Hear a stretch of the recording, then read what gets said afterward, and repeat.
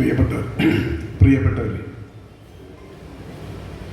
ഇന്ന് ഈ സംവാദ സമ്മേളനത്തിൽ തുടർന്ന് ബഹുമാന്യനായ പോക്കർ മാഷുടെയും അതുപോലെ ഡോക്ടർ അനിൽ ചേലേമ്പ്രയുടെയും മോഹൻ മാഷുടെയും എല്ലാം ആഴത്തിലുള്ള അപഗ്രഥനങ്ങൾ നമ്മുടെ ഈ വേദിയിൽ നടക്കാൻ പോവുകയാണ്. ഒപ്പം KEN-ഉം വിശദമായി തന്നെ പ്രതികരിക്കുമെന്നാണ് ഞാൻ പ്രതീക്ഷിക്കുന്നത്. സംവാദ സമ്മേളനം എന്ന പരിപാടിയുടെ പേരും കേരളം പ്രത്യക്ഷത്തിനപ്പുറം എന്ന ഒരു പ്രത്യേക വിഷയവുമെല്ലാം ഉള്ളതാണ്. KEN-ന്റെ സാംസ്കാരിക രംഗത്തെ ഇടപെടലുകളെ അധികരിച്ചുകൊണ്ടാണ് പ്രധാനമായും ഈ പരിപാടി സംഘടിപ്പിക്കപ്പെട്ടിട്ടുള്ളത്. KEN എന്ന പേര് ആദ്യമായി ഞാൻ കേൾക്കുന്നതും KEN-നെ ആദ്യമായി ഞാൻ കാണുന്നതും 10-30 വർഷങ്ങൾക്ക് മുൻപാണ്. കൃത്യമായി പറഞ്ഞാൽ 1993 ജനുവരി മാസം 21-ാം തീയതിയാണ് KEN-നെ ആദ്യമായി ഞാൻ കാണുന്നതും കേൾക്കുന്നതും. അന്ന് SFIയുടെ മലപ്പുറം ജില്ലാ സമ്മേളനത്തോടനുബന്ധിച്ച് സംഘടിപ്പിക്കപ്പെട്ട ഒരു സാംസ്കാരിക സമ്മേളനം പൊന്നാനിയിലാണ്. ആ സമ്മേളനത്തിൽ സ്കൂൾ വിദ്യാർത്ഥിയായ ഞാനൊരു പ്രതിനിധിയായി പങ്കെടുത്തിരുന്നു. ആ സാംസ്കാരിക സമ്മേളനം ഉദ്ഘാടനം ചെയ്തുകൊണ്ട് പ്രസംഗിക്കുമ്പോഴാണ് KEN-ന്റെ പ്രഭാഷണം കേൾക്കാനും അദ്ദേഹത്തെ കാണാനും അവസരമുണ്ടായി. അന്നു മുതൽ ഇന്നോളം ഒരു വിദ്യാർത്ഥിയുടെ കൗതുകത്തോടെ ഞാൻ KEN-ന്റെ പ്രഭാഷണങ്ങൾ കേൾക്കുകയും അദ്ദേഹത്തിൻ്റെ ലേഖനങ്ങൾ വായിക്കുകയും ചെയ്യുന്ന ഒരാളാണ്. ഏറ്റവും പ്രധാനപ്പെട്ട ഒരു സവിശേഷതയായി എനിക്ക് അനുഭവപ്പെട്ടിട്ടുള്ളത് KEN-ന്റെ പ്രഭാഷണങ്ങൾ അന്നു മുതൽ ഇന്നുവരെ ഈ കഴിഞ്ഞ 31 വർഷത്തിനിടയിൽ ഞാൻ കേൾക്കാനിടയായ എല്ലാ പ്രഭാഷണങ്ങളിലും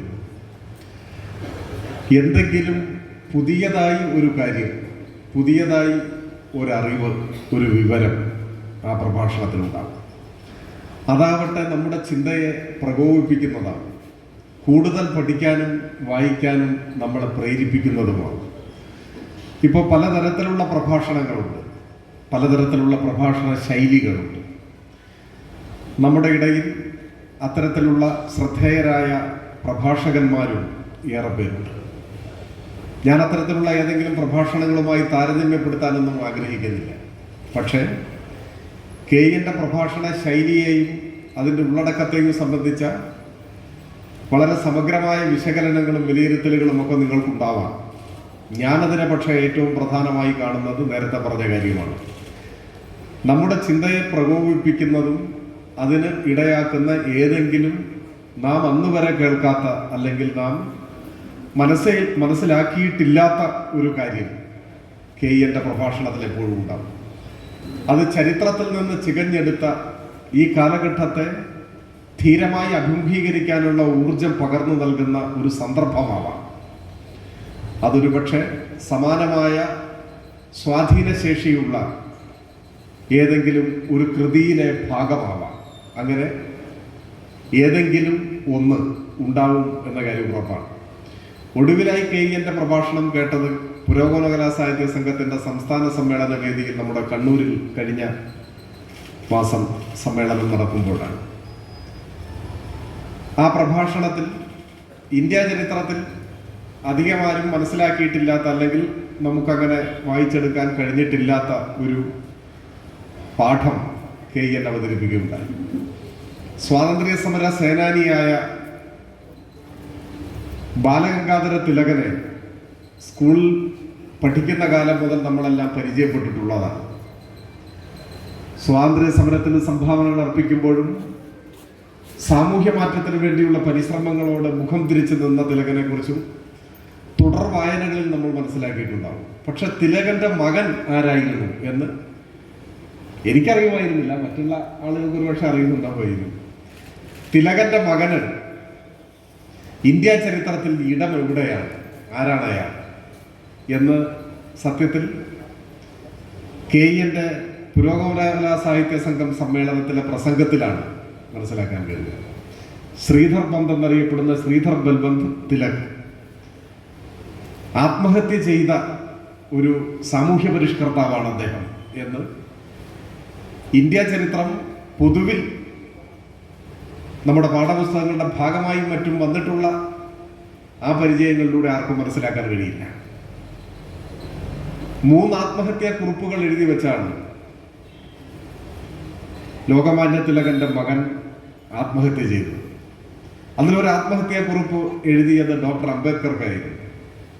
അംബേദ്കർ പിന്നീട് പറഞ്ഞിട്ടുണ്ട്, ഈ ഭൂമുഖത്ത് ആരുടെയെങ്കിലും പേരിനോട് ചേർത്ത് ലോകമാന്യ എന്ന് ഉപയോഗിക്കാമെങ്കിൽ അത് ശ്രീധർ പന്തിന്റെ പേരിനോടൊപ്പമാണ് എന്നാണ് അദ്ദേഹം പറഞ്ഞത്. ബാലഗംഗാധര തിലകന്റെ പേരിനോടൊപ്പമാണ് എന്നല്ല.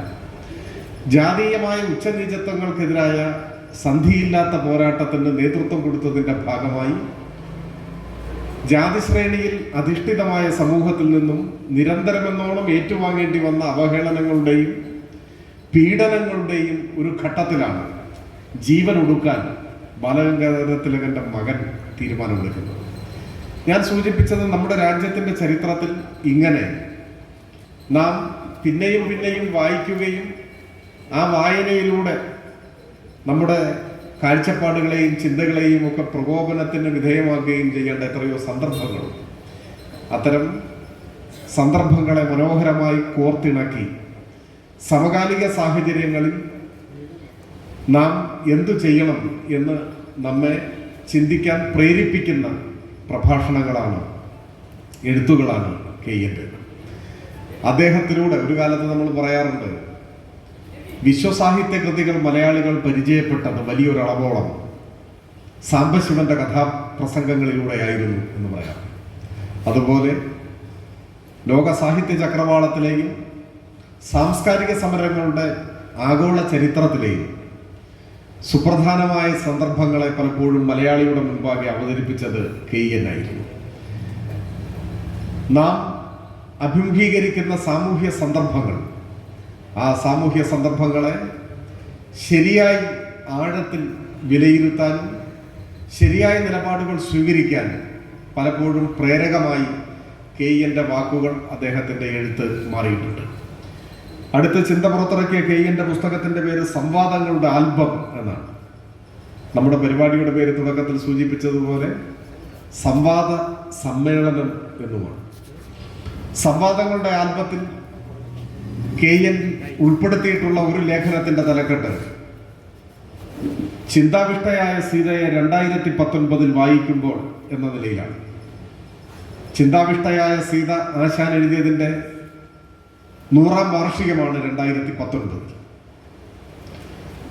ആ ഘട്ടത്തിൽ രചിക്കപ്പെട്ട ആ ലേഖനത്തിൽ കെയ്യൻ വർത്തമാനകാല കേരളീയ സാഹചര്യങ്ങളെ ഒരു 2 വാചകത്തിൽ വിമർശനപരമായി ചൂണ്ടിക്കാണിക്കുന്നുണ്ട്. ആ ലേഖനത്തിലെ പ്രസ്തുത വാചകം ഇങ്ങനെയാണ്: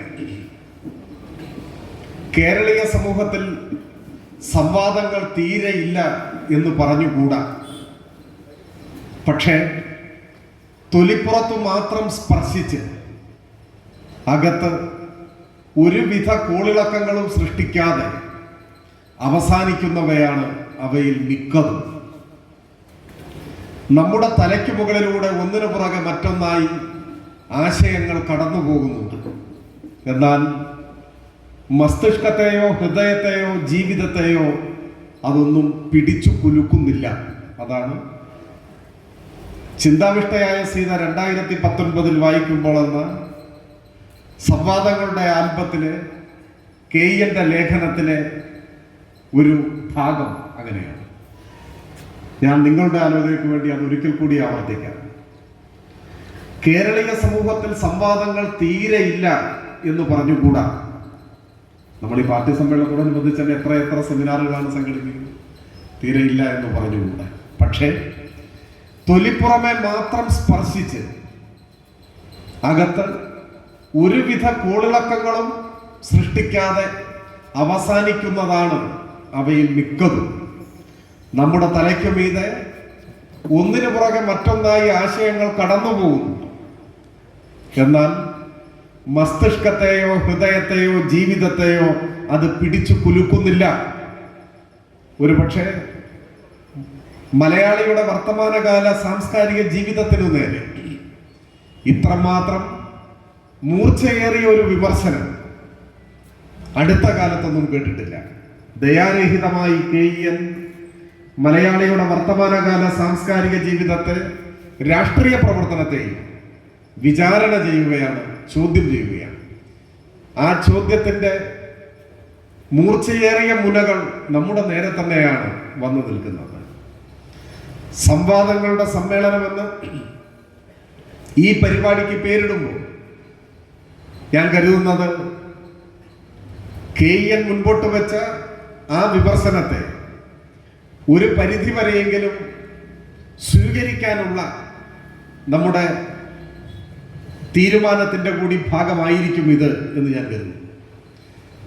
നമ്മുടെ സംവാദങ്ങൾ എവിടെ വെച്ചാണ് നിലച്ചുപോയത്, അല്ലെങ്കിൽ ജീവനറ്റുപോയത്, അല്ലെങ്കിൽ ഒരു അനുഷ്ഠാനമായി മാറി തുടങ്ങിയത്?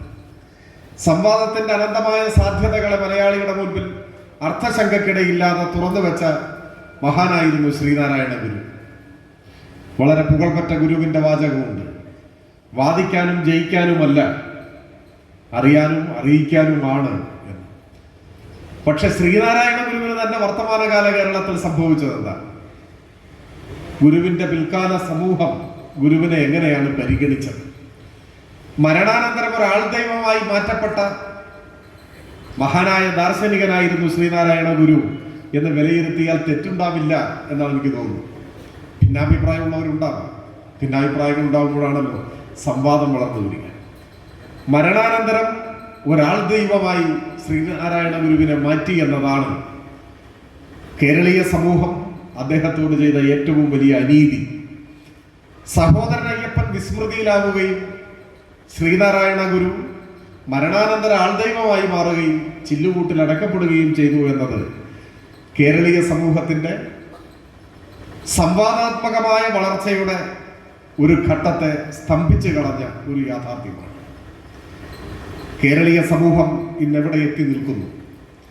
കേരളം പ്രത്യക്ഷത്തിനും അപ്പുറം എന്ന പ്രയോഗം ഏറെ ചിന്തോദ്ദീപകമായിട്ടുള്ള ഒന്നാണ്. നാം നമ്മുടെ തന്നെ ഉള്ളിലേക്ക് ആഴത്തിൽ നോക്കാനും നവോത്ഥാന അനന്തര കേരളം ഏതേത് വഴികളിലൂടെയൊക്കെ എത്തി എവിടെയാണ് ഇപ്പോഴെത്തി നിൽക്കുന്നത് എന്ന് ശരിയായി പരിശോധിക്കാനും അതിനനുസരിച്ച് പുതിയ ഉത്തരവാദിത്വങ്ങൾ ഏറ്റെടുക്കാൻ നമ്മളെ പ്രേരിപ്പിക്കും എന്നാണ് ഞാൻ വിചാരിക്കുന്നത്. നമ്മുടെ രാജ്യം സ്വാഭാവികമായും ആ രാജ്യത്തിന്റെ ഭാഗമെന്ന നിലയിൽ നമ്മുടെ നാടും ഇന്ന് ഏത് ഘട്ടത്തിലൂടെയാണ് കടന്നു പോകുന്നത്? അത് നമ്മെ എത്രമാത്രം അസ്വസ്ഥരാക്കുന്നു? പുതിയൊരു ലോകം സൃഷ്ടിക്കാനുള്ള ദൃഢപ്രതിജ്ഞയുമായി രാഷ്ട്രീയ സാമൂഹ്യ പ്രവർത്തന രംഗത്തേക്ക് കടന്നു വന്ന ഒരു തലമുറയുടെ തുടർച്ച ഏതളവിലാണ് ഇന്ന് സംഭവിക്കുന്നത്? ഇതെല്ലാം പരിശോധിക്കപ്പെടേണ്ട ഒന്നാണ്. KENന്റെ പുസ്തകത്തിൽ ഉൾപ്പെടുത്തിയിട്ടുള്ള, ഒടുവിലത്തെ പുസ്തകത്തിൽ ഉൾപ്പെടുത്തിയിട്ടുള്ള എല്ലാ ലേഖനങ്ങളും മുൻപുള്ളതുപോലെ തന്നെ സൂക്ഷ്മമായ നിരീക്ഷണത്തിന് നമ്മുടെ സമൂഹത്തെ, നമ്മുടെ ജീവിതത്തെ വിധേയമാക്കുന്നുണ്ട്. പലപ്പോഴും ഉപരിപ്ലവമായി മാത്രം മലയാളികൾ വായിച്ചും കണ്ടും കടന്നു പോകുന്ന ഇടങ്ങളെ ആഴത്തിൽ വിശകലനം ചെയ്യാൻ KEN തയ്യാറാവുന്നുണ്ട്. നമ്മുടെ ഇടയിൽ വേണ്ടത്ര നമ്മുടെ ആലോചനകൾക്ക് വിധേയമായിട്ടില്ലാത്ത, ഇപ്പോഴും ഒരർത്ഥത്തിൽ സജീവമായും ശക്തമായും നിൽക്കുന്ന ജാതീയത, അന്യവർഗ ചിന്താഗതികൾ, വർഗീയത, അധികാരാസക്തി, അതിൻ്റെ ജനവിരുദ്ധമായ സ്വഭാവം, അതിനെയെല്ലാം KEN നിശിതമായ വിമർശനത്തിന് വിധേയമാക്കുന്നുണ്ട്. പഴഞ്ചൊല്ലുകളെ ഒരുപക്ഷെ ഇത്രയും ഗവേഷണ സ്വഭാവത്തോടുകൂടി പഠന വിധേയമാക്കിയിട്ടുള്ള അധികം ആളുകൾ കേരളത്തിൽ ഉണ്ടാവില്ല എന്നാണ് എനിക്ക് തോന്നുന്നത്. സംവാദങ്ങളുടെ ആൽബം പഴഞ്ചൊല്ലുകളിൽ അടിമുടി നിറഞ്ഞു നിൽക്കുന്ന കീഴാള വിരുദ്ധതയെ, സ്ത്രീ വിരുദ്ധതയെ, അതുകൊണ്ട് തന്നെ സാമൂഹ്യ വിരുദ്ധതയെ തുറന്നു കാണിക്കുന്നുണ്ട്.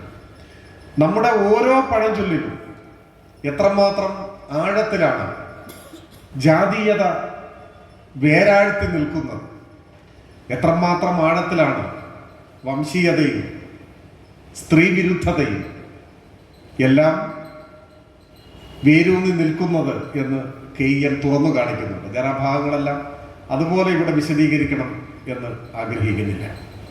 അതിൽ ഒരു ഭാഗം മാത്രം സൂചിപ്പിച്ച് കടന്നു പോകാമെന്നാണ് വരുന്നത്. പരുന്തിനെ ഭക്ഷിച്ചാൽ കാഴ്ച വർദ്ധിക്കും എന്ന ഒരു പ്രാചീന വിശ്വാസത്തെക്കുറിച്ച് കെയ്യൻ അതിൽ പരാമർശിക്കുന്നു. അതോടൊപ്പം രാജാവിൻ്റെ എച്ചിൽ തിന്നാൽ രോഗം മാറും എന്ന വിശ്വാസവും. കെയ്യൻ അതിന് വിശേഷിപ്പിക്കാൻ ഉപയോഗിച്ച പദം പരുന്തിനെ കഴിച്ചാൽ, പരുന്തിൻ്റെ ആഹാരമാക്കിയാൽ കാഴ്ച വർദ്ധിക്കും എന്ന വിശ്വാസത്തെ കെയ്യൻ വിശേഷിപ്പിച്ചിട്ട് ഉപയോഗിക്കുന്ന വാക്ക് പ്രാകൃത വിശ്വാസം എന്നാണ്. പ്രാകൃത വിശ്വാസം. രാജാവിൻ്റെ എച്ചിൽ കഴിച്ചാൽ രോഗം മാറുമെന്നതിനെ പ്രാചീന വിശ്വാസം എന്നും അദ്ദേഹം പറയുന്നുണ്ട്. ഇത് രണ്ടും എങ്ങനെ ഭിന്നമായിരിക്കുന്നു എന്ന് സൂചിപ്പിക്കുന്നുണ്ട്. പരുന്തിനെ കഴിച്ചാൽ കാഴ്ചശക്തി വർദ്ധിക്കുമെന്ന വിശ്വാസത്തെ കെയ്യൻ വിശേഷിപ്പിക്കുന്നത് അപഗ്രഥനരഹിതമായ നിരീക്ഷണത്തിൽ നിന്നുണ്ടായ വിശ്വാസമാണ്. അതൊരു നിഷ്കളങ്കമായ ഒരു ജനതയുടെ, ഒരു കാലഘട്ടത്തിലെ മനുഷ്യന്റെ വിശ്വാസമാണ്. അതിന് യുക്തിയുണ്ട്, ചില ന്യായങ്ങളുണ്ട്. കാരണം ആകാശത്തിൽ ഉയർന്നു പറക്കുന്ന പരുന്ത് ഭൂമിയിൽ അതിൻ്റെ ഇരയെ വളരെ വ്യക്തമായി കൃത്യമായി കണ്ട് റാഞ്ചിക്കൊണ്ടു പോകുന്നുണ്ട്. കോഴിക്കുഞ്ഞിലെയൊക്കെ പരുന്ത് റാഞ്ചിക്കൊണ്ടു പോകുന്നത് നമുക്കറിയാം. അപ്പൊ സൂക്ഷ്മമായ കാഴ്ചശക്തി പരുന്തിനുണ്ട് എന്ന് ഉറപ്പാണ്. അത് ഏതൊരു മനുഷ്യനും നൂറ്റാണ്ടുകൾക്ക് മുൻപേ അവന്റെ ജീവിത പരിസരത്ത് നിന്ന് നഗ്ന നേത്രങ്ങൾ കൊണ്ട് അവന്റെ അനുഭവത്തിൽ നിന്ന് ആർജിച്ചെടുക്കാൻ കഴിയുന്ന ഒരറിവാണ്. സ്വാഭാവികമായും ആ പരുന്തിനെ ആഹരിച്ചാൽ, ഭക്ഷിച്ചാൽ ആ കാഴ്ചശക്തി കിട്ടുമെന്നത് നിഷ്കളങ്കമായ ഒരു അന്ധവിശ്വാസമാണ്. അങ്ങനെ ഒരു പ്രയോഗം ഉണ്ടോ എന്ന് എനിക്കറിയില്ല. അത് കെയ്യന്റെ തന്നെ ഭാഷയിൽ പറഞ്ഞാൽ അപഗ്രഥനരഹിതമായ ഒരു വിശ്വാസമാണ്. ഗവേഷണമൊന്നും നടത്തിയിട്ടില്ല, സൂക്ഷ്മമായ പരിശോധനയ്ക്കോ ശാസ്ത്രീയമായ അന്വേഷണത്തിനോ ഒന്നും മെനക്കെട്ടിട്ടില്ല. പക്ഷെ തൻ്റെ കൺമുൻപിൽ കണ്ട ഒരു കാര്യത്തിൽ നിന്ന് സ്വാഭാവികമായി രൂപപ്പെട്ടു വന്ന ഒരു വിശ്വാസം, ഒരു അന്ധവിശ്വാസം അതാണ്. എന്നാൽ രാജാവിൻ്റെ എച്ചിൽ തിന്നാൽ രോഗം മാറുമെന്നത് അങ്ങനെ നിഷ്കളങ്കമായി രൂപപ്പെട്ടു വന്ന ഒരു വിശ്വാസമല്ല. അതിൽ വർഗവിഭജിതമായ സമൂഹത്തിലെ മേധാവിത്വം വഹിക്കുന്നവരുടെ ആ അധികാരം വിധേയന്റെ കീഴാളന്റെ മേലെ അടിച്ചേൽപ്പിച്ച ഒരു തലം ആ വിശ്വാസത്തിലുണ്ട്. ആദ്യം പറഞ്ഞത് കാലക്രമേണ ഇല്ലാതെയാവുന്ന ഒന്നാണ്. ഇപ്പൊ പരുന്തിന്റെ ഇറച്ചി കഴിച്ചാൽ കണ്ണിന് കാഴ്ചശക്തി കൂടും എന്നാരും കരുതുന്നില്ല. അത് മാനവരാശിയുടെ വികാസ പരിണാമ പ്രക്രിയക്കിടയിൽ ആ വിശ്വാസം ഇല്ലാതെയായി. അപഗ്രഥനരഹിതമായ ഒരു നിരീക്ഷണം ജന്മം നൽകിയ വിശ്വാസത്തെ മനുഷ്യൻ അപഗ്രഥനം ആരംഭിച്ചപ്പോൾ ആ വിശ്വാസം ഇല്ലാതെയായി.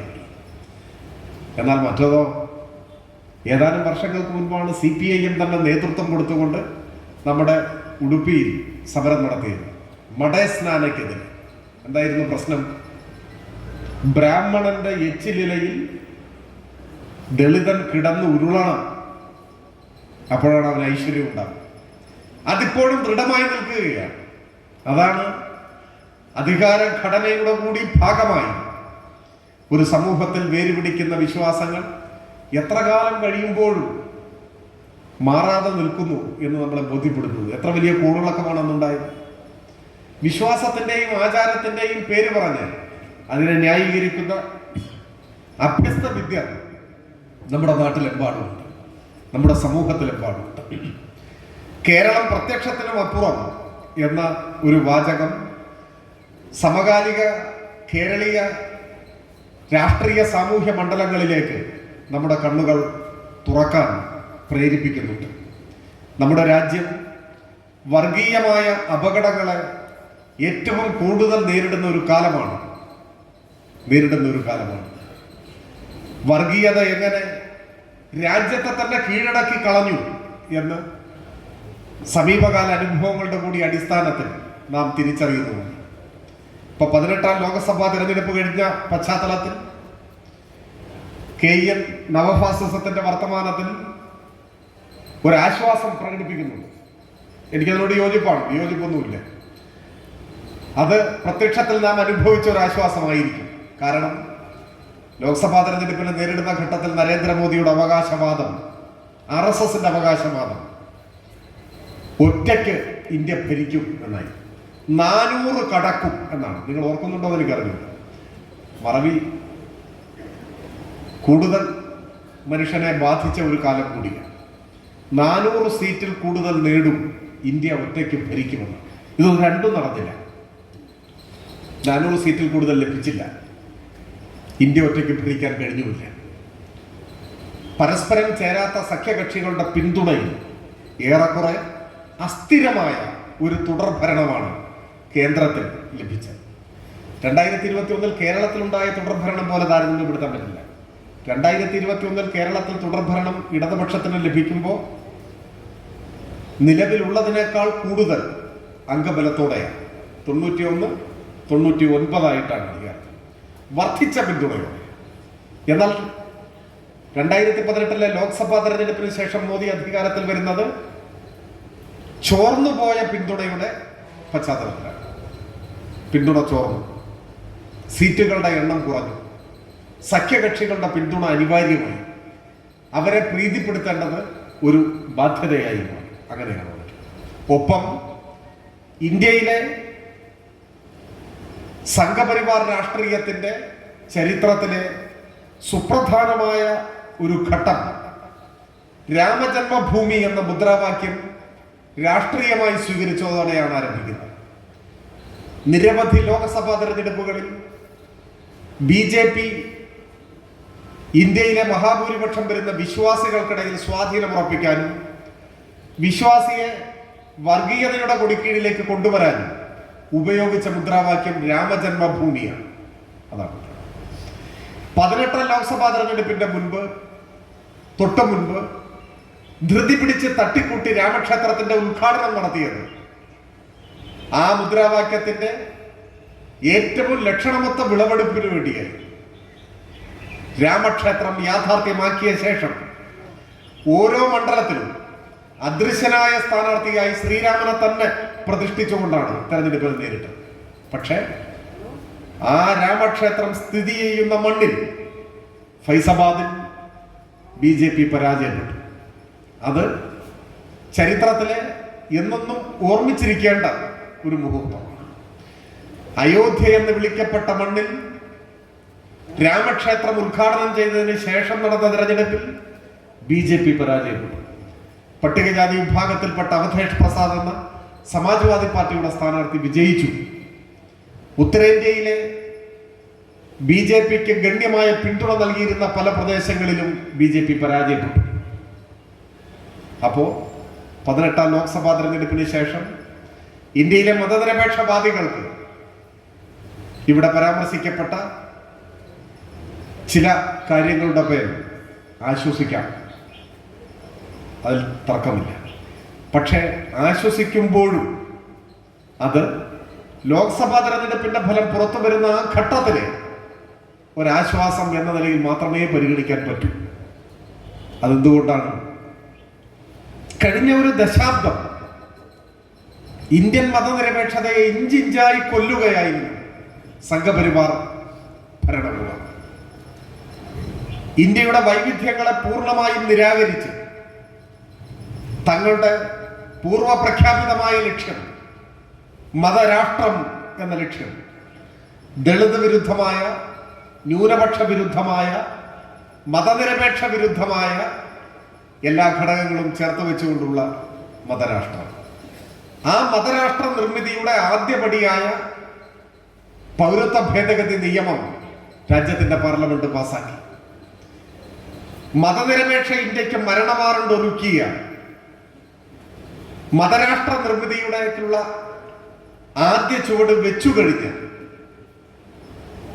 പശുവിന്റെ പേരിൽ മനുഷ്യനെ കൊല്ലുന്നത് കേരളത്തിന്റെ അതിർത്തിയോളം എത്തിയ കർണാടകയിൽ ഇദ്രിസ് പാഷയെ കൊന്നിട്ട് 2 വർഷം പോലും തികഞ്ഞിട്ടില്ല.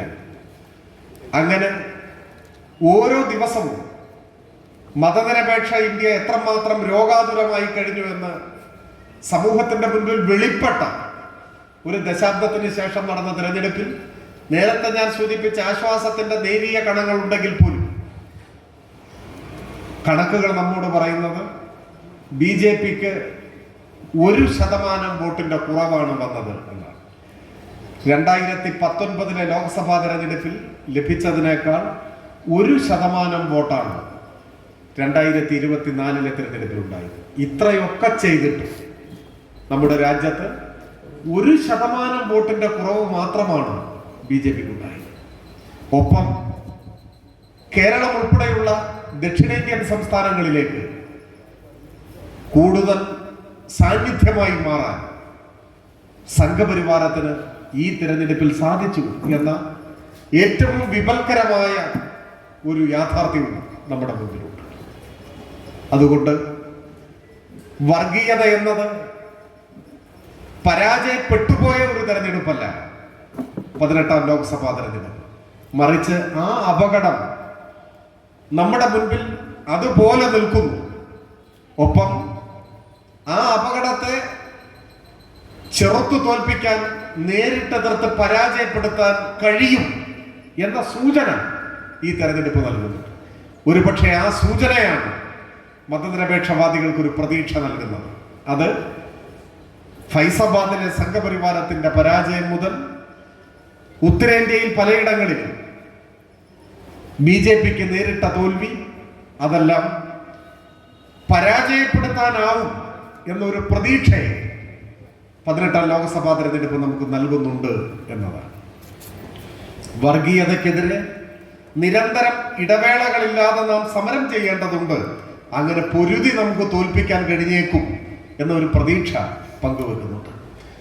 വർഗീയത എന്നത് അർഹിക്കുന്ന പ്രാധാന്യത്തോടെ പരിഗണിക്കപ്പെട്ട ഒന്നല്ല എന്ന് വർഗീയതയെ എതിർക്കുന്നവർ വർഗീയതയെ അർഹിക്കുന്ന ഗൗരവത്തോടെ എതിരിട്ടുവോ എന്ന വിമർശനം പലരും പല ഘട്ടത്തിൽ ഉയർത്തിയിട്ടുണ്ട്. പ്രൊഫസർ ബിപിൻ ചന്ദ്ര കുറച്ചു മുമ്പ് തന്നെ ഇന്ത്യൻ വർഗീയതയുടെ വളർച്ചയെ സംബന്ധിച്ച് നിരീക്ഷിക്കുമ്പോൾ ദേശീയ പ്രസ്ഥാനത്തെ വിമർശിക്കുന്നുണ്ട്.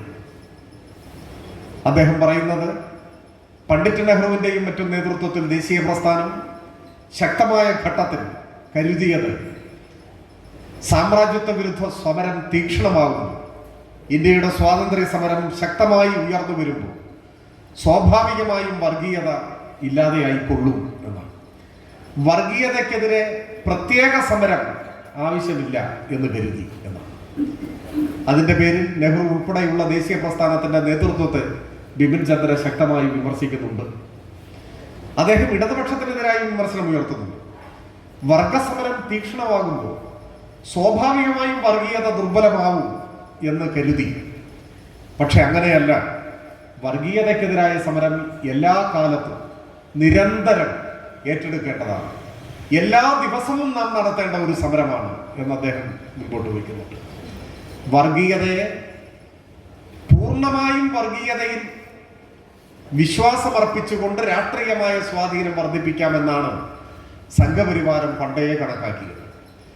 1987 മറ്റോ OV വിജയൻ എഴുതിയ ഒരു ലേഖനം പിൽക്കാലത്ത് ചർച്ച ചെയ്യപ്പെട്ടിട്ടുണ്ട്. ഹൈന്ദവനും അതിഹൈന്ദവനും എന്ന പേരിൽ. ആ ലേഖനത്തിൽ 1984 ലോകസഭാ തെരഞ്ഞെടുപ്പിന്റെ റിസൾട്ട് വന്ന ദിവസത്തെ ഒരു അനുഭവം OV വിജയൻ പരാമർശിക്കുന്നുണ്ട്. ഡൽഹിയിലോ മറ്റോ ആണെന്ന് തോന്നുന്നു. ദൂരദർശനിൽ തെരഞ്ഞെടുപ്പ് റിസൾട്ട് കാണുകയാണ്.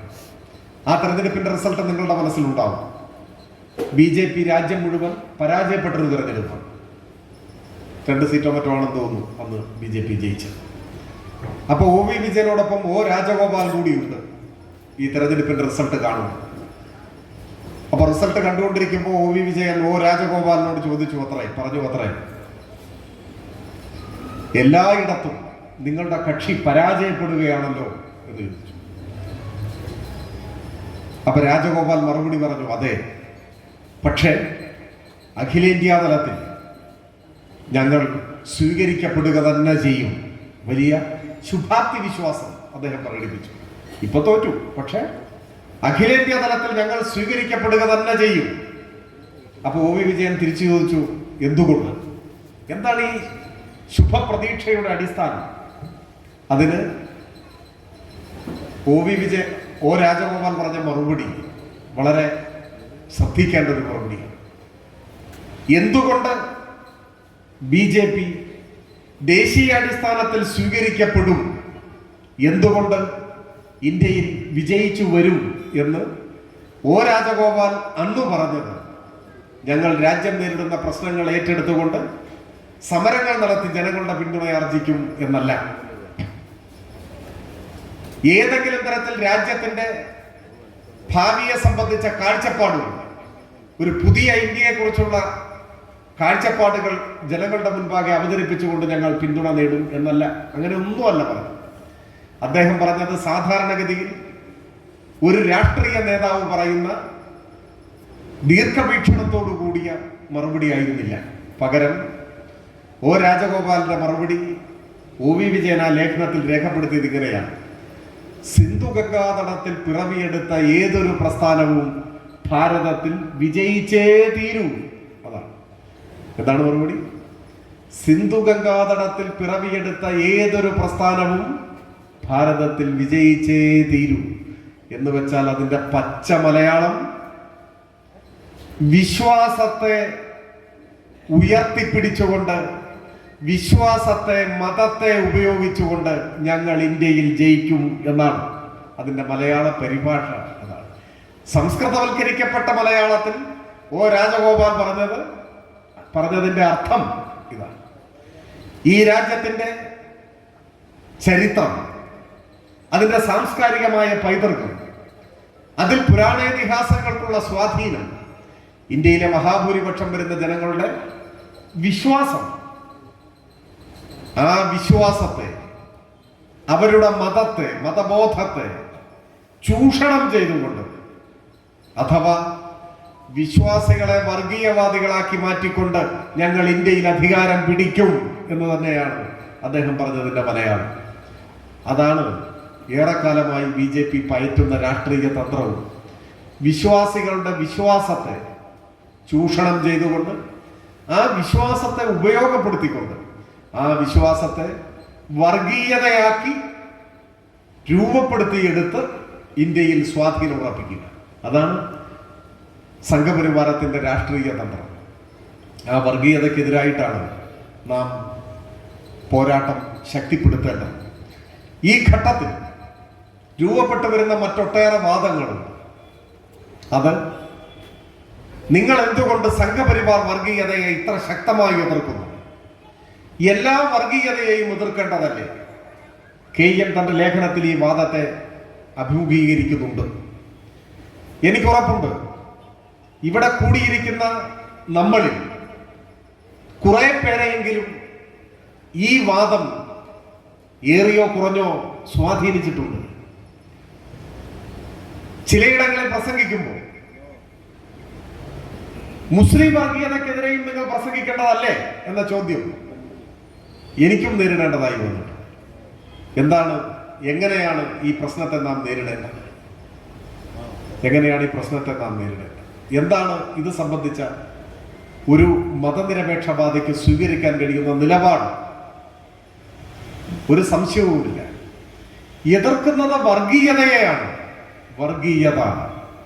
വർഗീയത എന്ന വാക്കിന്റെ നിർവചനം എന്താണ്? നിരവധി നിർവചനങ്ങൾ വർഗീയതയ്ക്കുണ്ടാകും. എന്നാൽ ഏത് നിർവചനത്തിന്റെയും ആകത്തുക ഞാൻ വിചാരിക്കുന്നത് ഏറ്റവും ലളിതമായി പറയാൻ ശ്രമിച്ചാൽ, രാഷ്ട്രീയാധികാരം പിടിച്ചുപറ്റാൻ മതവിശ്വാസത്തെ ഉപയോഗപ്പെടുത്തുന്നതാണ് വർഗീയത. രാഷ്ട്രീയാധികാരം പിടിച്ചുപറ്റാൻ വിശ്വാസത്തെ ഉപയോഗിക്കുന്നതിനെയാണ് വർഗീയത എന്ന് പറയുന്നത്. അപ്പൊ നമ്മൾ എതിർക്കുന്നത് വർഗീയതയാണ്. ഏത് വർഗീയത എന്ന ചോദ്യത്തിലേക്ക് വരാം. ഏത് വർഗീയതയും എതിർക്കപ്പെടേണ്ടതാണ്, ഒരു സംശയവുമില്ല. അതിന് ഹിന്ദു വർഗീയത, മുസ്ലിം വർഗീയത, ക്രിസ്ത്യൻ വർഗീയത, ബുദ്ധ വർഗീയത, ജൈന വർഗീയത എന്നൊന്നുമില്ല. വർഗീയത എന്ന് പറഞ്ഞാൽ വർഗീയത എന്നത് അധികാരം പിടിച്ചു പറ്റാനുള്ള ഒരു കുറുക്കു വഴിയായി മതത്തെ ഉപയോഗപ്പെടുത്തലാണ്. മതത്തെ ഒരു മറയായി സ്വീകരിച്ച് അധികാരം പിടിക്കലാണ്. അതിനെയാണ് വർഗീയത എന്ന് പറയുന്നത്. ആ വർഗീയതയാണ് നാം എതിർക്കുന്നത്. അതിന്റെ അർത്ഥം ഇന്നോളം ഈ ഭൂമിയിൽ അവതരിച്ചിട്ടുള്ള സകല വർഗീയതയെയും നാം എതിർക്കുന്നു എന്നാണ്. അതിന്റെ തുടർന്നുള്ള അർത്ഥം ഒരുപക്ഷെ ഇനി ഈ ഭൂമിയിൽ പിറക്കാനിരിക്കുന്ന വർഗീയതയെയും ഞങ്ങൾ എതിർക്കും എന്നാണ്. ഏത് രൂപഭാവങ്ങളോടെ വർഗീയത പ്രത്യക്ഷപ്പെട്ടാലും ഒരു മതനിരപേക്ഷ ജനാധിപത്യവാദി, ഒരു കമ്മ്യൂണിസ്റ്റ് അതിനെ എതിർക്കും. അതിൽ ഒരു സംശയത്തിനും അടിസ്ഥാനമില്ല. ഇത് പൊതു തത്വമാണ്. രണ്ട്, നമ്മൾ എവിടെയാണ് ജീവിക്കുന്നത്, ഏത് കാലത്താണ് ജീവിക്കുന്നത്? ഇന്ത്യയിൽ 2014 2024 ഇന്ത്യയിൽ നാം ജീവിക്കുന്നു. ഈ ഘട്ടത്തിൽ വർഗീയ വിരുദ്ധനായ ഒരാൾ, ഒരു മതനിരപേക്ഷവാദി, ഒരു കമ്മ്യൂണിസ്റ്റ് ഏറ്റവും ശക്തമായി എതിർക്കേണ്ടത് RSS വർഗീയതയാണ് എന്ന് ബോധ്യപ്പെടുന്നതിന് എന്താണ് തടസ്സം? അത് മനസ്സിലാവുന്നതേയില്ല. എന്തുകൊണ്ട്? ഇന്ത്യ ഭരിക്കുന്ന വർഗീയത ഇന്നതാണ്. അപ്പൊ ചില നിഷ്കളങ്കർ ചോദിക്കുന്നുണ്ട്, നാളെ ഇസ്ലാമിക വർഗീയത ഇന്ത്യയിൽ അധികാരത്തിൽ എത്തിയാലോ? നാളെ മുസ്ലിം വർഗീയവാദികൾ ഇന്ത്യയിൽ അധികാരം പിടിച്ചാലോ? ഇതിനേക്കാൾ മോശമാവില്ലേ എന്ന് ചോദിക്കുന്നവരുണ്ട്. അതിനുള്ള മറുപടി, ആ ചോദ്യം ഒരു സാങ്കല്പിക ചോദ്യമാണ്. നിലവിലുള്ള യാഥാർത്ഥ്യം മറ്റൊന്നാണ്. ആ ചോദ്യം ഉന്നയിക്കുന്നവർ നമ്മളോട് മറുപടി പറയാൻ ആവശ്യപ്പെടുന്നത് പർവ്വത സമാനമായ യാഥാർത്ഥ്യത്തിന്റെ മുന്നിൽ നിന്ന് സാങ്കല്പികമായ ഒരു ലോകത്തെ അഭിസംബോധന ചെയ്യൂ എന്നാണ് പറയുന്നത്. ഏത്? നാളെ മുസ്ലിം വർഗീയവാദികൾ അധികാരം പിടിച്ചാലോ? വേണമെങ്കിൽ അതിനൊരു സാധ്യത എന്ന് പറയാം, ഒരു വിദൂര സാധ്യത, ഒരു സാങ്കല്പിക ചോദ്യമാണ്. നാളെ അങ്ങനെ ഒരു സാഹചര്യം വന്നാലോ അതിനെന്തു ചെയ്യും? ആ മറുപടി ഇപ്പൊ പറയണമെന്നാണ്. പക്ഷെ ഇപ്പോഴത്തെ യാഥാർത്ഥ്യം എന്താണ്? മല പോലെ മുന്നിൽ നിൽക്കുന്ന യാഥാർത്ഥ്യം, ഒരു വർഗീയത അധികാരം പിടിച്ചു കഴിഞ്ഞു. സംഘപരിവാർ വർഗീയത ഇന്ത്യയിൽ അധികാരം പിടിച്ചിട്ട് ഒരു ദശാബ്ദം പിന്നിട്ടു. എന്നിട്ടും ആ യാഥാർത്ഥ്യത്തെ അഭിമുഖീകരിക്കാതെ ഭാവിയിൽ സംഭവിച്ചേക്കാവുന്ന ഒരു സങ്കല്പത്തെ നോക്കി നിങ്ങൾ പ്രതികരിക്കണം എന്ന് പറയുന്നത് ഒരു സംഘപരിവാർ യുക്തിയാണ്. KN ഭംഗിയായി അതിനെ തന്റെ ലേഖനത്തിൽ വരച്ച് കാട്ടുന്നുണ്ട്. എന്ന് വെച്ചാൽ ഇന്ത്യയിൽ ജീവിക്കുന്ന ഏത് മനുഷ്യനും, ഏത് മതനിരപേക്ഷവാദിയും സംഘപരിവാർ വർഗീയതയെ എതിർത്തുകൊണ്ടല്ലാതെ തന്റെ മതനിരപേക്ഷ നിലപാടുകൾ സമൂഹത്തിന്റെ മുൻപാകെ വിശദീകരിക്കാനാവില്ല. അതിന്റെ അർത്ഥം മറ്റേതെങ്കിലും തരത്തിൽ ഒരു വർഗീയതയെ ഞങ്ങൾ പിന്തുണയ്ക്കുന്നു എന്നല്ല.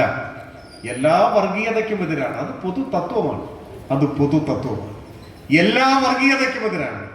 നാളെ ആ വർഗീയത വന്നാലോ എന്ന് ചോദിക്കണ്ട. ഇന്നേ ആ വർഗീയതയ്ക്കെതിരാണ്. നാളെ വരുമ്പോഴല്ല എതിർക്കുന്നത്, ഇന്നേ എതിരാണ്. പക്ഷെ ഇന്ന് നമ്മുടെ മുൻപിലെ ഏറ്റവും വിപൽക്കരമായ അപകടമായി ഒരു വർഗീയത രൂപപ്പെട്ട് നിൽക്കുമ്പോൾ അതിനെ പേരെടുത്ത് തന്നെ വിമർശിക്കേണ്ടി വരും, അതിനെ എതിർക്കേണ്ടി വരും. അഫ്ഗാനിസ്ഥാനിൽ അങ്ങനെ സംഭവിക്കുന്നില്ലേ എന്ന് ചോദിക്കുമ്പോൾ അഫ്ഗാനിസ്ഥാനിൽ ജീവിക്കുന്ന ഒരു മതനിരപേക്ഷവാദി ഒന്നാമതായി താലിബാനെ എതിർത്തേ പറ്റൂ എന്ന കാര്യം പറയാൻ ഒരു ശങ്കയും നമുക്കുണ്ടാവേണ്ടതില്ല. ഏതേത് രൂപങ്ങളിൽ, ഏതേത് പ്രദേശങ്ങളിൽ വർഗീയത പ്രകടമാകുന്നുവോ ആ വർഗീയതയെ ആ മണ്ണിൽ തന്നെ ചെറുത്തു തോൽപ്പിക്കേണ്ടതുണ്ട്. ഇന്ത്യയിൽ ഇന്ന് ഹിന്ദു വർഗീയതയാണ്, സംഘപരിവാർ വർഗീയതയാണ് മനുഷ്യന്റെയും രാജ്യത്തിന്റെയും പ്രാണനെടുക്കുന്നതായി മാറിയിട്ടുള്ളത്. അതുകൊണ്ട് അതിനെ ചെറുത്തു തോൽപ്പിച്ചുകൊണ്ടല്ലാതെ മറ്റൊന്ന് പറയാൻ മതനിരപേക്ഷവാദിക്കാവില്ല എന്ന വസ്തുത എല്ലാ സംഘപരിവാർ കുയുക്തികളെയും നേരിട്ട് തന്നെ എതിർക്കുന്നതാണ്. KN എല്ലാ ലേഖനങ്ങളിലും വർഗീയതയ്ക്കെതിരായ സമരത്തിൽ, വർഗീയതയ്ക്കെതിരായ ആശയങ്ങൾ അവതരിപ്പിക്കുന്നതിൽ ആ കണിശതയും കൃത്യതയും ഉണ്ട്. പക്ഷേ പലപ്പോഴും സംഘപരിവാർ നേരിട്ട സംഘപരിവാർ തന്നെ ആയിക്കൊള്ളണമെന്നില്ല. യാന്ത്രികമായ യുക്തികൾ ഉയർത്തി മതനിരപേക്ഷവാദികളിൽ ആശയക്കുഴപ്പം ഉണ്ടാക്കാൻ ശ്രമിക്കുന്നുണ്ട്. അത് വളരെ ശക്തമായി കേരളത്തിൽ അനുഭവപ്പെടുന്നു. വർഗീയത കേരളത്തിൽ വളരെ സാവധാനത്തിലാണെങ്കിലും ചുവടുറപ്പിച്ചുകൊണ്ടിരിക്കുന്നു എന്നതിന് വേണ്ടുവോളം തെളിവും നമ്മുടെ മുമ്പിൽ. കേരളം പ്രത്യക്ഷത്തിനപ്പുറം എന്ന വിഷയത്തെ തന്നെ മുൻനിർത്തിക്കൊണ്ട് ഈ സംവാദ സമ്മേളനത്തിൽ പരിശോധന നടക്കുമ്പോൾ അത്തരം കാര്യങ്ങളെ സംബന്ധിച്ചെല്ലാം കൂടുതൽ വിശദമായി തന്നെ പരാമർശിക്കും എന്നാണ് പ്രതീക്ഷിക്കുന്നത്. ഇപ്പോൾ കേരളം നേരിടുന്ന ഏറ്റവും പ്രധാനപ്പെട്ട ഒരു വെല്ലുവിളി വളരെ അലസമായി സമൂഹത്തിൽ വരുന്ന പ്രതിലോമകരമായ ചലനങ്ങളെ സമീപിക്കുന്നു എന്നതാണ് എനിക്ക് തോന്നുന്നത്. ചരിത്രത്തിൽ ആദ്യമായി പാർലമെന്റിലേക്ക് ഒരു സംഘപരിവാർ പ്രതിനിധി തെരഞ്ഞെടുപ്പിൽ ജയിക്കുന്നു. കാരണം ഏറെക്കുറെ വ്യക്തമാണ്. കോൺഗ്രസുമായി ഉണ്ടായ ഒരു ധാരണ. അത് പക്ഷെ പുതിയതൊന്നുമല്ല. വർഗീയത എങ്ങനെ നമ്മുടെ രാജ്യത്ത് സജീവമായി ഉയർന്നു വന്നു എന്ന ചരിത്രം പരിശോധിക്കുമ്പോൾ കോൺഗ്രസിന് അതിലൊരു പങ്കുണ്ട്, ചെറുതല്ലാത്ത ഒരു പങ്ക്. ആ ചരിത്രം മറന്ന് ഇപ്പോഴുണ്ടാവുന്ന മാറ്റങ്ങളെ കാണാൻ പറ്റും. 1947 ആഗസ്റ്റ് 15 ഇന്ത്യ സ്വതന്ത്രയായപ്പോൾ പണ്ഡിറ്റ് നെഹ്റു പ്രധാനമന്ത്രിയായി ആദ്യ മന്ത്രിസഭ അധികാരത്തിൽ വരും. 15 പേരാണ് നെഹ്റുവിന്റെ ക്യാബിനറ്റിൽ ഉണ്ടായിരുന്നത്. 15 പേർ. അതിൽ മിക്കവരും ദേശീയ നേതാക്കന്മാരായി, സ്വാതന്ത്ര്യ സമര നായകരായി, ദേശീയ സ്വീകാര്യത നേടിയവരാണ്. വല്ലഭായ് പട്ടേലുണ്ട്, മൗലാന അബുൽ കലാം ആസാദുണ്ട്, ഡോക്ടർ അംബേദ്കറും, മലയാളിയായ ജോൺ മത്തായി അക്കൂട്ടത്തിൽ, രാജ്കുമാരി അമൃത് കൗറും, അങ്ങനെ പലരും. പക്ഷെ ആ കൂട്ടത്തിൽ ചേരാത്ത ഒരാളാണ് പണ്ഡിറ്റ് നെഹ്റുവിന്റെ ആദ്യ മന്ത്രിസഭയിലെ 15 പേരിൽ ഒരാൾ മറ്റുള്ളവരിൽ നിന്ന് വേറിട്ട് നിൽക്കുന്ന ഒരാളാണ്. അത് മറ്റാരുമല്ല, ഡോക്ടർ ശ്യാമപ്രസാദ് മുഖർജിയാണ്. ഹിന്ദു മഹാസഭയുടെ നേതാവ്. RSSന്റെ നിർദ്ദേശപ്രകാരം പിൽക്കാലത്ത് ഭാരതീയ ജനസംഘം രൂപീകരിച്ചപ്പോൾ അതിന്റെ സ്ഥാപകൻ ഡോക്ടർ ശ്യാമപ്രസാദ് മുഖർജി എന്ന 24 സംഘപരിവാർ നേതാവ് എങ്ങനെ പണ്ഡിറ്റ് നെഹ്റുവിന്റെ ക്യാബിനറ്റിൽ ഒരു മന്ത്രിയായി വന്നു? നെഹ്റുവിനെ പലപ്പോഴും ആദരവോടെ പരാമർശിക്കാൻ ഒരു മടിയുമില്ലാത്തവരാണ് നമ്മൾ. പല ഘട്ടങ്ങളിലും മതനിരപേക്ഷ നിലപാട് ഉയർത്തിപ്പിടിച്ചയാളുമാണ്. അതൊക്കെ അങ്ങനെ നിൽക്കുമ്പോഴും ഈ യാഥാർത്ഥ്യമല്ലാതാവില്ല. സ്വതന്ത്ര ഇന്ത്യയുടെ ആദ്യ ക്യാബിനറ്റിൽ ഒരു RSSകാരൻ എങ്ങനെ മന്ത്രിയായി എന്ന ചോദ്യത്തിന് നെഹ്റുവും ഉത്തരം പറഞ്ഞേ മതിയാവൂ. ആ ചോദ്യമായി നിൽക്കും ഇന്ത്യ ചരിത്രത്തിൽ. അത് കഴിഞ്ഞ് കൃത്യം 10 കൊല്ലം കഴിയുമ്പോഴാണ് കേരളത്തിൽ EMS ഗവൺമെന്റ് ഉണ്ടാകുന്നത്. കേരളത്തിലെ ആദ്യത്തെ ഗവൺമെന്റ്, ആദ്യത്തെ കമ്മ്യൂണിസ്റ്റ് ഗവൺമെന്റ്. വിമോചന സമരം ഉണ്ടാകും.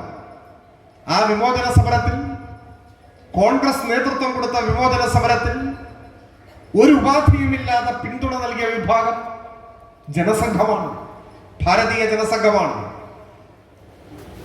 എല്ലാ ജാതിമത ശക്തികളും കോൺഗ്രസും ഒരുമിച്ച് നിന്ന് വിമോചന സമരം നടത്തിയെന്ന് പൊതുവെ പറയുമ്പോൾ ആ വിമോചന സമരത്തിൽ കോൺഗ്രസിനോട് കൈകോർത്ത് നിന്ന മറ്റൊരു സംഘടന ഭാരതീയ ജനസംഘമാണ് എന്ന് കാണാതിരുന്നില്ല. ആ വിമോചന സമരത്തിന്റെ പശ്ചാത്തലത്തിലാണ് 59-ൽ EMS ഗവൺമെന്റിനെ പിരിച്ചുവിടുന്നത്. പുത്രി വത്സലനായ പിതാവ് മാത്രമായി നെഹ്റു മാറിയ ഒരു ചരിത്രത്തിലെ മോശം സന്ദർഭമാണ് പിരിച്ചുവിടുന്നത്. അതിനുശേഷം 1960-ൽ വീണ്ടും തെരഞ്ഞെടുപ്പ് നടന്നു. 1960-ൽ നടന്ന തെരഞ്ഞെടുപ്പ് കേരളത്തിന്റെ 2ാം നിയമസഭാ തെരഞ്ഞെടുപ്പ്. ആ തെരഞ്ഞെടുപ്പിൽ മുഖ്യമന്ത്രിയായിരുന്ന EMS മത്സരിച്ചത് പട്ടാമ്പിയിലാണ്. അന്ന് EMSനെ തോൽപ്പിക്കുക എന്ന ലക്ഷ്യം എതിരാളികൾക്കുണ്ടായിരുന്നു. ആ തെരഞ്ഞെടുപ്പിൽ കോൺഗ്രസ് പട്ടാമ്പിയിൽ പൊതു സ്വീകാര്യനായ ഒരു വ്യക്തി എന്ന നിലയിൽ കൂടി കോൺഗ്രസ് നേതാവ് A. രാഘവൻ നായരെ തെരഞ്ഞെടുപ്പിൽ മത്സരിപ്പിച്ചു EMSനെതിരെ. ആ 60-ലെ തെരഞ്ഞെടുപ്പിലാണ് ജനസംഘം ആദ്യമായി കേരളത്തിൽ മത്സരിക്കുന്നത്. കേരളത്തിലെ എല്ലാ മണ്ഡലങ്ങളിലും മത്സരിച്ചില്ല, 4 സീറ്റിൽ മാത്രം മത്സരിച്ചു. തുടക്കം 4 മണ്ഡലങ്ങളിൽ മത്സരിച്ചാൽ മതി എന്നാണ് തീരുമാനിച്ചത്. അക്കാലത്ത് സംഘപരിവാരത്തിന് കുറച്ചൊക്കെ സ്വാധീനമുള്ള 4 മണ്ഡലങ്ങൾ, അതിലൊന്ന് പട്ടാമ്പിയായി. പട്ടാമ്പി, കോഴിക്കോട്, ഗുരുവായൂർ, അണ്ടത്തോട്, ഈ 4 മണ്ഡലങ്ങളിലാണ് കേരളത്തിൽ ആദ്യമായി BJPയുടെ പ്രാഗ്രൂപമായ ജനസംഘം മത്സരിക്കുന്നത്. RSSന്റെ നിർദ്ദേശപ്രകാരം ദീൻദയാൽ ഉപാധ്യായാണ് ജനസംഘത്തിന്റെ സ്ഥാനാർത്ഥികളെ പ്രഖ്യാപിക്കാൻ കേരളത്തിലേക്ക് വരുന്നു. ഒരു വലിയ സമ്മേളനം വിളിച്ചു ചേർത്ത് 4 സ്ഥാനാർത്ഥികളെയും പ്രഖ്യാപിക്കും. എല്ലാ സ്ഥാനാർത്ഥികളും പ്രചരണം ആരംഭിക്കും. ഒരു ഘട്ടം കഴിയുമ്പോഴാണ് കോൺഗ്രസിന്റെ നേതാക്കന്മാർ ദീനദയാൽ ഉപാധ്യായെ തന്നെ നേരിട്ട് കണ്ട് ചർച്ച നടത്തുന്നത്. കോൺഗ്രസ് മുൻപോട്ട് വെച്ചത് ഒരേ ഒരു കാര്യമാണ്, ഞങ്ങളുടെ ലക്ഷ്യം EMSനെ തോൽപ്പിക്കുക എന്നതാണ്. നിങ്ങളുടെയും ലക്ഷ്യം EMSനെ തോൽപ്പിക്കലാണ്. അപ്പോൾ പിന്നെ നമ്മളും നിങ്ങളുമായി വേറിട്ട് നിൽക്കണം. നമുക്ക് ഒരുമിച്ച് ഒറ്റ സ്ഥാനാർത്ഥിയെ നിർത്തി EMSനെ തോൽപ്പിക്കുന്നതല്ലേ പ്രായോഗികം? ഈ ചോദ്യമാണ് കോൺഗ്രസ് മുൻപോട്ട്. ദീനദയാൽ ഉപാധ്യായ ആ നിർദ്ദേശം സ്വീകരിച്ചു. പ്രഖ്യാപിച്ച് പ്രചരണം ആരംഭിച്ച ജനസംഘത്തിന്റെ സ്ഥാനാർത്ഥി മാധവ മേനോനെ പിൻവലിച്ചു. കോൺഗ്രസിന്റെ സ്ഥാനാർത്ഥി രാഘവൻ നായർക്ക് പിന്തുണ കൊടുത്തു. 60-ലെ കേരള നിയമസഭാ തെരഞ്ഞെടുപ്പിൽ EMSനെ പരാജയപ്പെടുത്താൻ പട്ടാമ്പിയിൽ RSSും കോൺഗ്രസും കൈകോർത്തു പിടിച്ചു. 47-ൽ നെഹ്റുവിന്റെ മന്ത്രിസഭയിൽ RSSുകാരനെ എടുത്തപ്പോൾ മുതൽ ആരംഭിച്ച ഇന്ത്യയിലെ വലതുപക്ഷ വർഗീയ കൂട്ടുകെട്ട് 60-ൽ പട്ടാമ്പിയിൽ പ്രത്യക്ഷമായി ഒരു തിരഞ്ഞെടുപ്പിൽ അവതരിച്ചു. പക്ഷേ ആ കൂട്ടുകെട്ടിനെ RSSന്റെയും കോൺഗ്രസിന്റെയും സംയുക്ത സ്ഥാനാർത്ഥിയായി മാറിയ രാഘവൻ നായരെ ജനങ്ങൾ വോട്ട് ചെയ്ത് തോൽപ്പിച്ചു, EMSനെ വിജയിപ്പിച്ചു. പിന്നീട് ഒരു ദശാബ്ദം കഴിഞ്ഞാണ് 971-ലെ പാർലമെന്റ് തെരഞ്ഞെടുപ്പിൽ AKG പാലക്കാട്ട് മത്സരിക്കും. അന്ന് പ്രതിപക്ഷത്തിന്റെ നേതാവാണ് AKG. പാർലമെന്റിലെ സാധാരണക്കാരന്റെ ശബ്ദം അതായിരുന്നു AKG. ആ AKGയെ പാലക്കാട്ട് പരാജയപ്പെടുത്താൻ കോൺഗ്രസും RSSും വീണ്ടും സംയുക്ത സ്ഥാനാർത്ഥിയാണ് മത്സരിപ്പിച്ചത്. ഇത്തവണ പ്രഖ്യാപിച്ച ശേഷം പിൻവലിച്ചത് കോൺഗ്രസിന്റെ സ്ഥാനാർത്ഥിയെ, മത്സരിപ്പിച്ചത് RSSന്റെ സ്ഥാനാർത്ഥിയെ. RSSന്റെ പാലക്കാട് ജില്ലാ കാര്യവാഹകായിരുന്ന പ്രൊഫസർ TC ഗോവിന്ദനാണ് അന്ന് AKGക്കെതിരെ കോൺഗ്രസ് RSS സംയുക്ത സ്ഥാനാർത്ഥി. അന്നും ജനങ്ങൾ വലതുപക്ഷ വർഗീയ സഖ്യത്തിന്റെ സ്ഥാനാർത്ഥിയെ തോൽപ്പിക്കുകയാണ് ചെയ്തത്. AKGയെ വിജയിപ്പിച്ചു. തുടർന്നും കേരളത്തിൽ ചില ഇടവേളകൾ മാറ്റി നിർത്തിയാൽ ഇത്തരത്തിലുള്ള പ്രത്യക്ഷ പരീക്ഷണങ്ങൾ നമ്മൾ 91-ലെ ബേപ്പൂരും വടകരയും വിശദീകരിക്കേണ്ട കാര്യമില്ല നമ്മുടെ മനസ്സിൽ. ഇതിങ്ങനെ തുടർന്നേ വരികയാണ്. കഴിഞ്ഞ ഏതാനും വർഷങ്ങൾക്ക് മുൻപാണ് മധ്യപ്രദേശിലെ ഉജ്ജയിനി RSSന്റെ ഒരു വലിയ സമ്മേളനത്തിൽ, ആ സമ്മേളനത്തിന്റെ അധ്യക്ഷൻ ഒരു പാർലമെന്റ് അംഗമാണ്, പ്രസംഗിക്കവേ RSSന്റെ നേതാവായ, അയാളുടെ പേര് ഇപ്പോഴും ഓർത്തിരിക്കുന്നു, കുന്ദൻ ചന്ദ്രാവത്ത് എന്നാണ്. കുന്ദൻ ചന്ദ്രാവത്ത് എന്ന RSS നേതാവ് ഒരു പാർലമെന്റ് അംഗം അധ്യക്ഷനായ RSSന്റെ മഹാസമ്മേളനത്തിൽ പ്രസംഗിക്കുമ്പോൾ നൽകിയ ഒരു ആഹ്വാനം എന്തായിരുന്നു? ആഹ്വാനം ഇന്നതാണ്: പിണറായി വിജയന്റെ തലയറുത്തു കൊണ്ടുവന്നാൽ അങ്ങനെ കൊണ്ടുവരുന്നവർക്ക് 1 കോടി രൂപ ഇനാം നൽകും. അതാണ് പ്രഖ്യാപനം. 1 കോടി രൂപ ഇനാം നൽകും എന്നാണ് പ്രഖ്യാപനം. ദേശീയ മാധ്യമങ്ങളിലൊക്കെ അതൊരു വാർത്തയായി വന്നു. അതെന്തുകൊണ്ടാണ് അങ്ങനെ പറഞ്ഞത്? ഈ കാലത്ത് രാഷ്ട്രീയമായ വിയോജിപ്പുകളും എതിർപ്പുകളും ഉണ്ടെങ്കിലും ഇങ്ങനെ ഒരു ആഹ്വാനം ആർക്കുമെതിരെ ആരും നടത്തിയിട്ടില്ല. മാത്രവുമല്ല, പാർലമെന്റിലെ BJPയുടെ പ്രധാന എതിരാളി CPM അല്ല, കോൺഗ്രസ് ആണല്ലോ. പ്രതിപക്ഷത്തെ മുഖ്യ കക്ഷി കോൺഗ്രസ് ആണ്. മല്ലികാർജുന ഖാർഗെയുടെയോ രാഹുൽ ഗാന്ധിയുടെയോ ശിരസെടുത്താൽ 1 കോടി തരാം എന്നല്ല RSS നേതാവ് പ്രഖ്യാപിച്ചത്. പിണറായി വിജയന്റെ തലയെടുക്കണമെന്ന് പ്രഖ്യാപിച്ചു.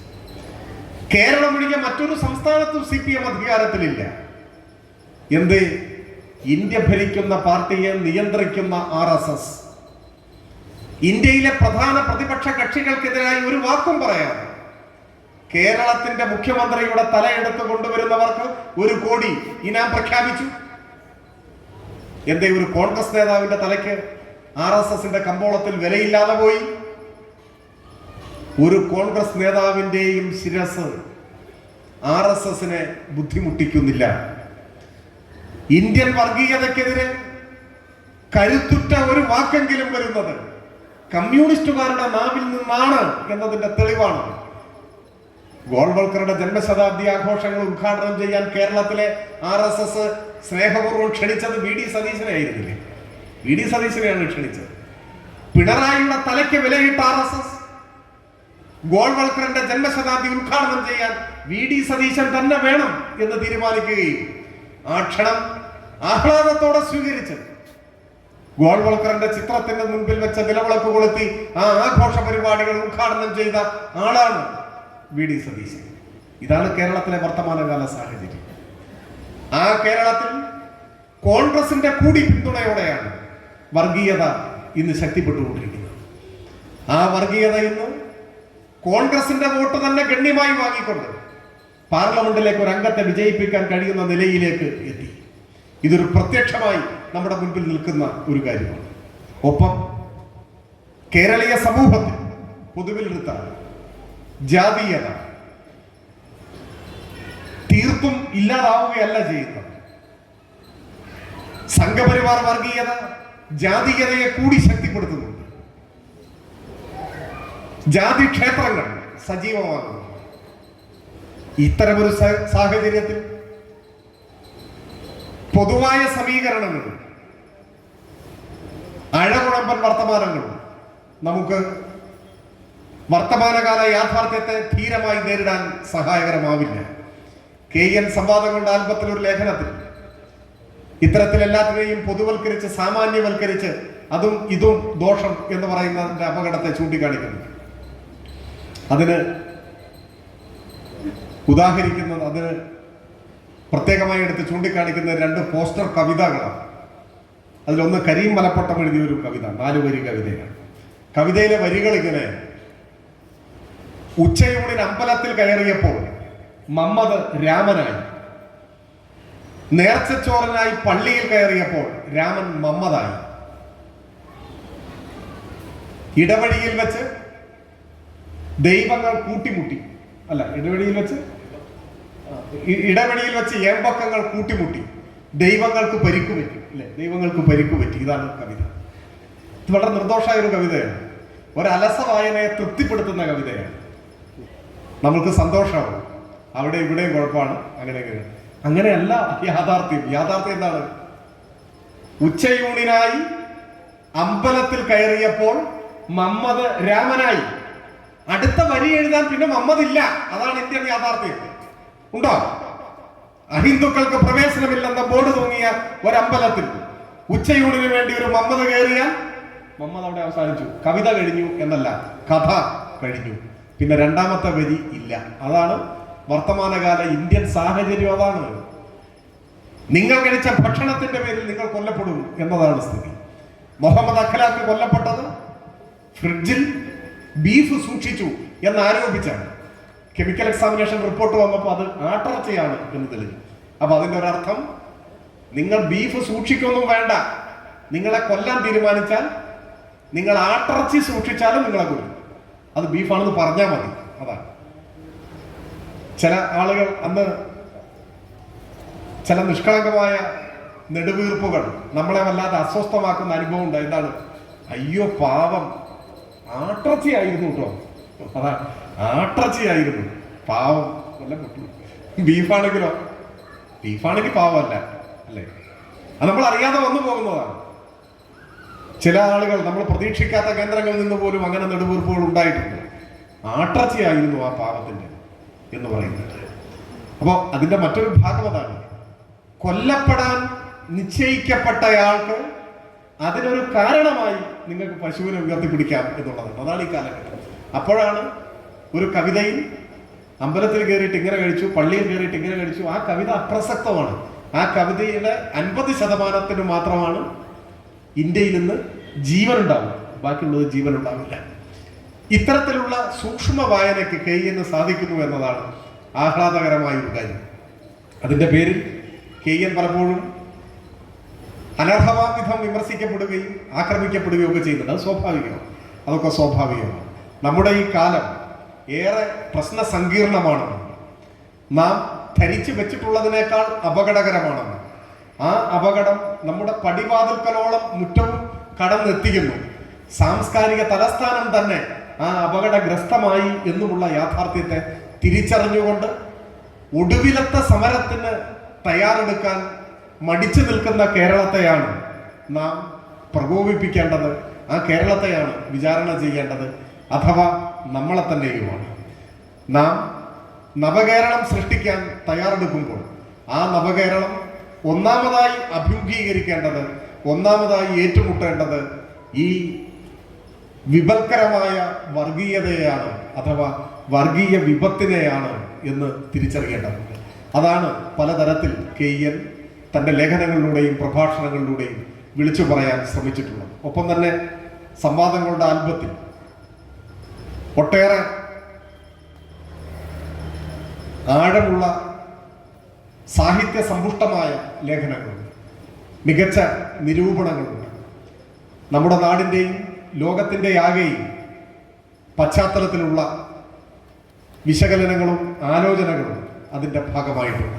ഞാൻ അതിലേക്കാകെ കടന്നു പോകുന്നില്ല, ഞാൻ സമയം കൂടുതൽ എടുത്തു പോയോ എന്ന ആശങ്ക എനിക്കുണ്ട് താനും. ഞാൻ വാക്കുകൾ ചുരുക്കുകയാണ്. നമ്മുടെ കാലത്ത് നാം ഏറ്റെടുക്കേണ്ട ഏറ്റവും പ്രധാനപ്പെട്ട ഒരു ഉത്തരവാദിത്വം ഈ കാലത്തെ അഭിമുഖീകരിക്കുക എന്ന് തന്നെയാണ്. ഈ കാലത്തിൻ്റെ സവിശേഷതകളെ ശരിയായി തിരിച്ചറിയുക എന്നത് തന്നെയാണ്. തീ പിടിച്ചു തുടങ്ങിയ ഒരു കാലത്ത് നിശബ്ദരായി നിന്നാൽ അവശേഷിക്കുക ചാരം മാത്രമാവും എന്ന തിരിച്ചറിവ് നമുക്കുണ്ടായില്ലെങ്കിൽ അത് നമ്മുടെ കാലത്തോട് നാം ചെയ്യുന്ന ഒരു അനീതിയായിരിക്കും എന്ന കാര്യത്തിൽ സംശയമില്ല. ഈ കാലത്ത് രചിക്കപ്പെടേണ്ട കവിതകൾ, കഥകൾ, ലേഖനങ്ങൾ, പ്രഭാഷണങ്ങൾ, ശില്പങ്ങൾ എല്ലാ സാംസ്കാരിക ഇടപെടലുകളും മൂർച്ചയേറിയതാവേണ്ടതുണ്ട് എന്ന കാര്യത്തിൽ സംശയമില്ല. സാധാരണ പറയാറുണ്ട്, കലാസാഹിത്യ സൃഷ്ടികളെയെല്ലാം, എല്ലാ കലാസാഹിത്യ സൃഷ്ടികളുടെയും സൃഷ്ടാവ് എന്ന് പറയുന്നത് കാലമാണ്. ഏതെങ്കിലും ഒരു വ്യക്തിയിലൂടെ കാലം അത് നിർവഹിക്കുകയാണെന്ന് പറയാം. ഇപ്പൊ അമേരിക്കൻ ഐക്യനാടുകളിൽ അടിമത്തം അവസാനിപ്പിക്കുന്നതിന് പ്രേരകമായി മാറിയത് ഒരു നോവലാണ് എന്ന് പറയാറുണ്ട്. ഹാരിയറ്റ് എലിസബത്ത് ബീച്ചർ സ്റ്റോ എഴുതിയ അങ്കിൾ ടോംസ് ക്യാബിൻ എന്ന നോവൽ. ആ നോവലാണ് അമേരിക്കൻ അടിമത്തത്തിന്റെ നിഷ്ഠൂരതയെ ഏറ്റവും പ്രകോപനപരമാം വിധം അമേരിക്കൻ സമൂഹത്തിൽ അവതരിപ്പിച്ചത്. അത് അടിമത്തത്തിനെതിരായ ഒരു സാമൂഹ്യ അഭിപ്രായ രൂപീകരണത്തിനിടയാക്കിയതാണ്. ആ നോവൽ രചിച്ച് ഒരു വ്യാഴവട്ടം കഴിഞ്ഞാണ് അമേരിക്കൻ പ്രസിഡന്റായ എബ്രഹാം ലിങ്കണെ ഹാരിയറ്റ് എലിസബത്ത് ബീച്ചർ സ്റ്റോ സന്ദർശിക്കുന്നു, വൈറ്റ് ഹൗസിലെത്തി സന്ദർശിക്കുന്നു. വളരെ അഭിമാനത്തോടെ ആഹ്ലാദത്തോടെ എബ്രഹാം ലിങ്കൺ അവരെ ചൂണ്ടി പറയുന്നുണ്ട്, ഇവരാണ് ഈ മഹായുദ്ധം ആരംഭിച്ച വനിത എന്ന് പറയുന്നത്. അടിമത്തത്തിനെതിരായ യുദ്ധം തൊട്ടടുത്ത വർഷമാണ് അടിമത്തത്തിനെതിരായ പ്രഖ്യാപനം അമേരിക്കയിൽ ഉണ്ടാവുന്നത്. അതിൻ്റെ അടുത്ത വർഷം എബ്രഹാം ലിങ്കൺ കൊല്ലപ്പെട്ടു എന്ന് മറ്റൊരു കാര്യം. അടിമത്തം നിയമം മൂലം നിരോധിക്കാൻ ഇടയാക്കിയത് ഒരുപാട് ഘടകങ്ങളോടൊപ്പം അതിന് പ്രേരകമായി മാറിയത് ഒരു നോവൽ കൂടിയായിരുന്നു എന്ന് ചരിത്രം നമ്മോട് പറയുന്നു. ചെറുതും വലുതുമായ ഒരുപാട് ഉദാഹരണങ്ങളുണ്ടാകും. അമേരിക്കയിൽ തന്നെ ആദ്യത്തെ ഭക്ഷ്യസുരക്ഷാ നിയമം പ്രാബല്യത്തിൽ വരുന്നത് അട്ടം സിൻക്ലെയർ എഴുതിയ ദ ജംഗിൾ എന്ന നോവൽ പുറത്തു വന്നതോടുകൂടിയാണ്. 905 ജംഗിൾ വരുന്നു. 906 pure food and drugs act 1906 അമേരിക്കയിൽ വരുന്നു, ഭക്ഷ്യസുരക്ഷാ നിയമം. അങ്ങനെ ഒരു നിയമത്തിന്റെ അനിവാര്യതയിലേക്ക് അമേരിക്കൻ സമൂഹത്തെ എത്തിച്ചത് ഈ നോവലാണ്. ആ നോവൽ വായിച്ച ജനങ്ങളാണ് അവിടുത്തെ ഭക്ഷ്യ സംസ്കരണ രംഗത്തെ അനീതിയും ശുചിത്വമില്ലായ്മയും അത്തരം പ്രശ്നങ്ങളെക്കുറിച്ചെല്ലാം വലിയ കലാപം തന്നെ സൃഷ്ടിക്കുന്നതിനിടയാക്കിയത്. പിന്നീട് ഒരു വ്യാഴവട്ടം കഴിഞ്ഞാണ് സോഷ്യലിസ്റ്റായ അട്ടം സിൻക്ലെയർ ദ ബ്രാസ് ചെക്ക് എഴുതുന്നത്. അമേരിക്കൻ മാധ്യമ പ്രവർത്തന രംഗത്തെ അനഭിലഷണീയമായ പ്രവണതകൾ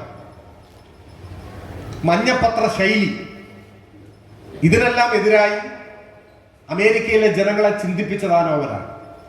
ആ നോവൽ പുറത്തിറങ്ങിയതിനെ തുടർന്നാണ് അമേരിക്കയുടെ ചരിത്രത്തിൽ ആദ്യത്തെ മാധ്യമ പ്രവർത്തകർക്കുള്ള പൊതു നിയമം പ്രാബല്യത്തിൽ വന്നത്.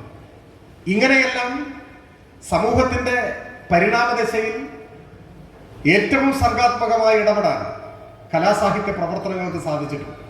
ഇപ്പൊ ജാതീയതക്കെതിരെ ഒരു ഘട്ടം കേരളത്തിൽ മുന്നേറാനും ഒരു പരിധിവരെയെങ്കിലും ജാതീയതയെ അകറ്റി നിർത്താനും ദുരവസ്ഥയും ചണ്ടാല ഭിക്ഷുകയും വഹിച്ചിട്ടുള്ള പങ്ക് നമുക്ക് പഠന വിധേയമാക്കാൻ കഴിയുന്നതാണ്.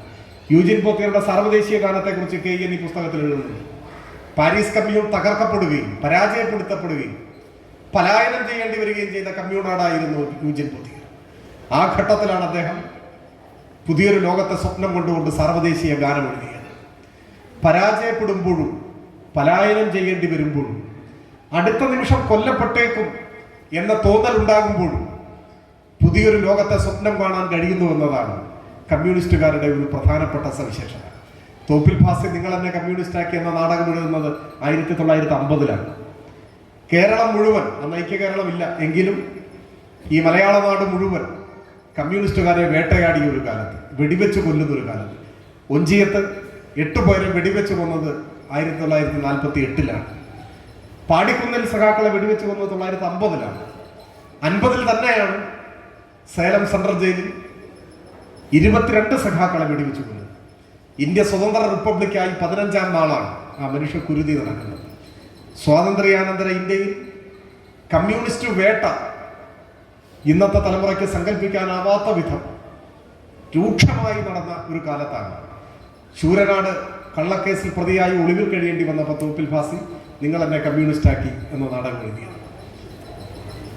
ആ സമയത്താണ്, ഈ കമ്മ്യൂണിസ്റ്റ് വേട്ടകളുടെ സമയത്താണ് ആ നാടകം. ആ കാലത്തിന്റെ സൃഷ്ടിയാണ് ആ നാടകം എന്ന് സൂചിപ്പിക്കാനാണ് ഞാനിവിടെ പറഞ്ഞത്.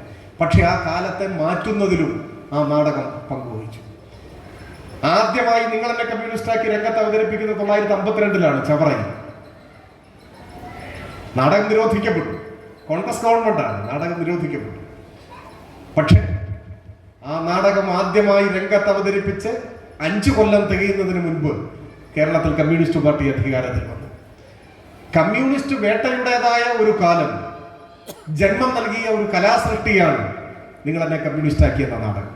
എന്നാൽ ആ കാലത്തെ മാറ്റുന്നതിന് നേതൃത്വം കൊടുക്കാനും ആ സാഹിത്യ സൃഷ്ടിക്ക് ആ നാടകത്തിന് സാധിച്ചു. അതിന് ഒരു പങ്ക് വഹിക്കാൻ ആ നാടകത്തിന് സാധിച്ചു എന്നതാണ് പ്രത്യേകത.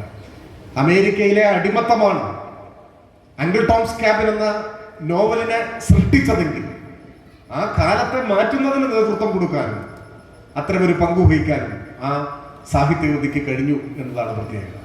ജാതീയതയാണ് ചണ്ടാല ഭിക്ഷുക എഴുതാൻ ആശാനെ പ്രേരിപ്പിച്ചത്, അല്ലെങ്കിൽ ജാതീയത മുറ്റി നിന്ന ഒരു കാലമാണ് ചണ്ടാല ഭിക്ഷുകയും ദുരവസ്ഥയും ഒക്കെ സൃഷ്ടിച്ചതെങ്കിൽ ആ കാലത്തെ മാറ്റുന്നതിന് ഒരു പങ്ക് വഹിക്കാൻ ഈ സൃഷ്ടിക്ക് കഴിഞ്ഞു എന്നതാണ്.